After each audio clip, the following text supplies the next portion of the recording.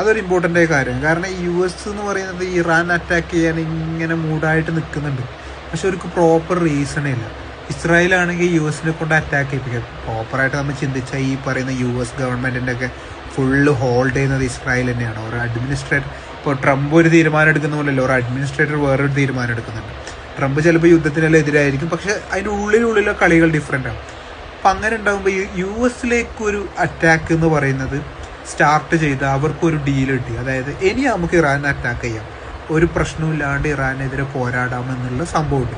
ഇപ്പോൾ ഈ നമ്മളൊക്കെ പറയുന്ന പോലെ ഈ 9/11 ഈ പറയുന്ന കോൺട്രവേഴ്ഷ്യൽ, അതിന് പിന്നിൽ പല തിയറികളൊക്കെ പറയുന്ന പോലെ അവർക്കൊരു പുതിയ അറ്റാക്ക് ക്രിയേറ്റ് ചെയ്യാവുന്നതേ ഉള്ളൂ. വേൾഡിനെ കാണിക്കേ വേണ്ടു, ഒരു ഫേക്ക് മാർക്കറ്റ് വേൾഡിനോട് പറയാവുന്ന ഒരു രീതിയിലേക്ക്. ചിലപ്പോൾ അത് ആരും ചെയ്തെന്ന് വരാം, ചിലപ്പോൾ ഇറാനിൽ നിന്ന് തന്നെ ഒരു റിബല്യൻ ഫോഴ്സ് അറ്റാക്ക് ചെയ്തെന്ന് വരാം. അങ്ങനെ ഒന്ന് സംഭവിച്ചാൽ കുറച്ചൊരു സീനുണ്ട്. ഞാൻ ആ ഒരു സംഭവമാണ് എക്സ്പെക്ട് ചെയ്യുന്നത്. ഇനി അത് വന്നാലാണ് PTC